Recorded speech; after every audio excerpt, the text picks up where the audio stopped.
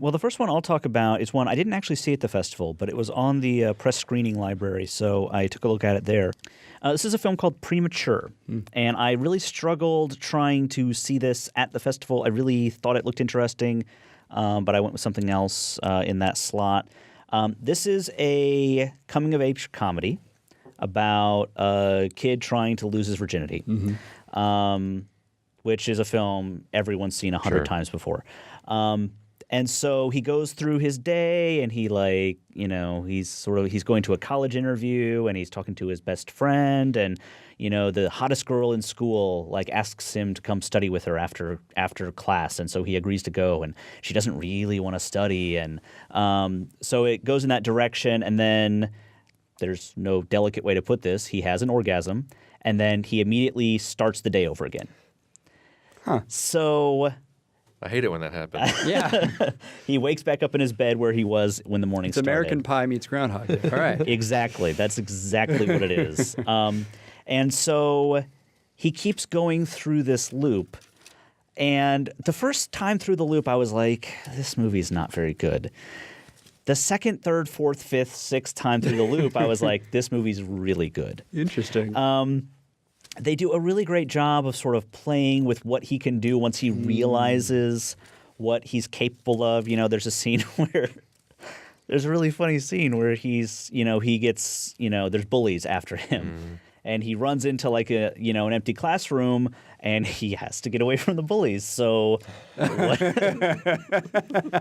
one thing leads to another, and he succeeds. He gets away from the bullies. Good for him. Yeah. And it goes through sort of the same material that Groundhog Day went through, where it's like he just kind of gives up, and he's like, I'm just going to do whatever I want because nothing matters anymore, and it just gets deeper and deeper. But it does a really great job of kind of connecting all those threads back together at the end.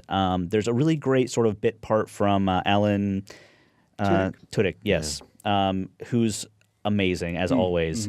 And he really kind of makes the film in a lot of ways because there really aren't any other name actors or even really great actors in the film. There's some decent younger actors in it, but no one that I'm going to remember.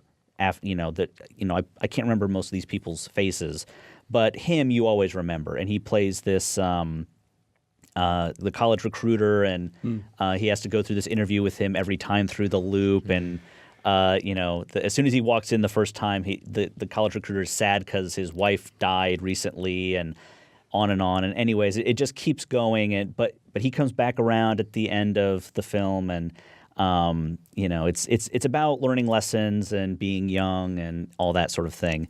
I really like this film a lot. I think it's definitely one that could get some traction as both kind of a coming of age kind of teen sex comedy.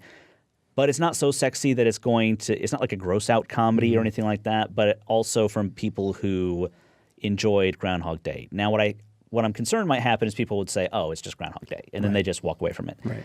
And in some ways it is. But it's a really good version of Groundhog Day. It's a really good reimagining of that scenario. So I like Premature a lot. It ironically sounds very mature for the topic. It is. Yeah. It is. It is quite mature. Yeah. I think John also caught this one. Did he? Yeah, I think it was the movie he caught before he eventually ran up with me to the midnight screening. He said he really liked it. So, okay. All right. You might sort of ask him the next time around if he had any other thoughts. But he and I briefly just sort of discussed how he thought it had some interesting and original thoughts. Cool. So he seemed to sort of appreciate what it was going for too. Yeah. A Place for Film is recorded at WFIU Studios in Bloomington, Indiana.